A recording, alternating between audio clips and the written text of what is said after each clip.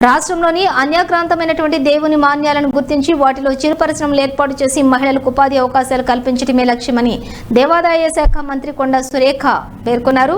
పెద్దపల్లి జిల్లా సబితం గ్రామంలోని 50 లక్షల నిధులతోటి సీతారామాంజనేయ ఆలయ అభివృద్ధి పనులకు శంకుస్థాపన చేశారు.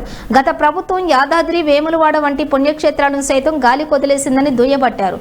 రాష్ట్రంలోని దేవుడి మాన్యాన్ని సంరక్షించి పేద ప్రజలకు ఉపయోగపడే విధంగా కృషి చేస్తామని సురేఖ స్పష్టం చేశారు. అలాగే తిరుమల తిరుపతి దేవస్థానం నుంచి రాష్ట్రానికి రావాల్సిన నిధులను సైతం తెప్పించేందుకు కృషి చేస్తున్నట్లు వెల్లడించారు.